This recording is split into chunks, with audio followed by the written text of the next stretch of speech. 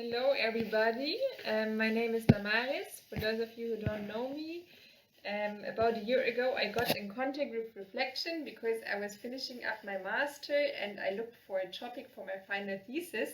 So somehow I ended up here.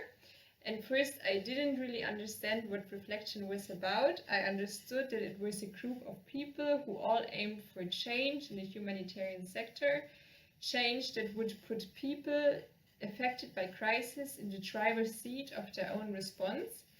I heard that slogan repeatedly, still I couldn't find out exactly what ReflACTION meant by that, and as time went on I realized that the initiative itself didn't really know what was meant by that in practical terms. So everything was still a bit blurry to me. As a newcomer or an outsider, I asked myself, okay, what are we really looking for here? ReflACTION didn't ask so many questions, but just went ahead to look for practical answers. The initiative identified 5 practical methods, which, as ReflACTION felt, were already putting people at the center of humanitarian assistance. And later my task for my thesis would be to look for common features of all the 5 methods. So I felt a bit like ReflACTION telling me, okay, here are 5 methods that we like, and now tell us why we like them. I'm kidding a bit, but for me all the methods seem pretty different. So to give you an overview, there was participatory video, which is about people making films by themselves, for themselves, talking about topics important to them. And I remember that when Ralph and I sat first to look at the movies which came out of the first PV trainings, we thought, well, that's not what we think of when we think of a good promotion video or something which could fulfill certain aesthetic standards. And it took us a while to understand that the videos were not supposed to be pretty for us as outsiders, but that they were first and foremost supposed to be authentically from the people for themselves, so they could jointly find their own solutions to their immediate problems. So this was a learning experience for us from the first method. And then there was another method called SCLR, which stands for Survivor and Community-Led Response, which was developed by Local to Global. Maybe some of you know the initiative from a ReflACTION meeting in Den Haag. The initiative Local to Global started out by documenting what people in crisis situations were already doing for themselves. And basically the whole method is built on this fundamental trust that it is something quintessential human to care for each other, and that people want to care for each other, and crisis-affected people already do it. So based on this mindset, Local to Global developed this whole approach, which unfortunately there's no time now for me to explain it in detail, but which is about energizing community action with external aid actors standing in the background only and providing specific complementary assistance.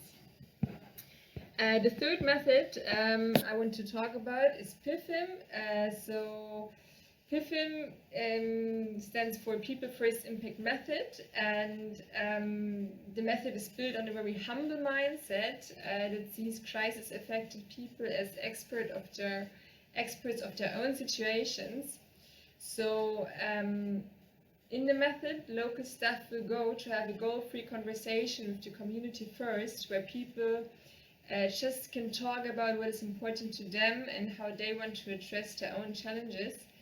And in this context, PIFM emphasizes that as externals, we cannot add value without knowing the existing values, and the community will not tell us where these values lie unless we first build trust in relationships. And thus, taking time for encounter and listening is essential in order to really build projects on the right assumptions in a way that is relevant and important for the people themselves. And the fourth method, it's pathways to participation. which offers ways to build hands-on tools useful for everyday life. So people in crisis and displacement situations can experience themselves as active makers instead of passive recipients of aid, and then that they could actually just build whatever they identify as useful and helpful for immediate everyday challenges. So this is the fourth method. And last but not least, there was CLTS, which is about people autonomously deciding to stop defecating in the open and constructing latrines and keeping their environment hygienically. And this method leads people to look at their feces and do all kind of exercises with their feces. So as you can see, it was quite exciting because all the methods were pretty different. Yet I found that despite the differences, there was something very authentic in the way the methods talked about and looked at crisis situations and the local people in these situations. So first of all the methods acknowledged the people affected by crisis as the first responders, as active makers and main agents of their own response.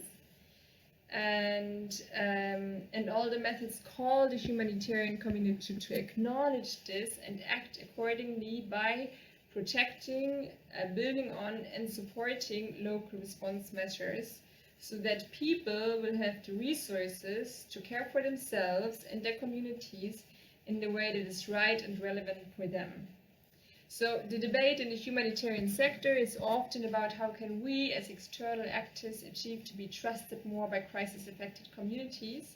This is certainly a very important question, yet the methods also ask humanitarian actors to trust local capacities. The methods say, yes, people might have gone through crisis, but that doesn't mean that they are weak or incapable of acting for themselves. So in fact, the methods say it is especially important that people affected by crisis have the opportunity to act and speak for themselves and to regain control of their own situation during and after crisis.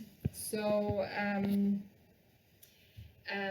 the methods envision a complementary crisis response where external actors, especially today in a world full of protracted crisis, take time to listen and to build their response, starting from what is important to the people. So these were just some insights and some basic aspects of the mindsets behind the methods and the way the methods operate. The methods are so much richer than that, but in 10 minutes I could only present a limited amount of information. And it's also important to say that not all the methods emphasize everything the same way. They choose different practical approaches, and if you're interested, you can read about the methods online or with ReflACTION, or anybody who has the patience can also read my thesis. For me here today, the most important thing was to outline a bit the mindset behind the methods, and to show what the methods envision. And I think the question for us as ReflACTION is now what we envision, and for each and every one of us personally, what kind of changes or attitudes we envision in crisis response. And thus we want to invite you to share with us your doubts and thoughts about it. And thank you for your attention, and I'm excited for the discussion.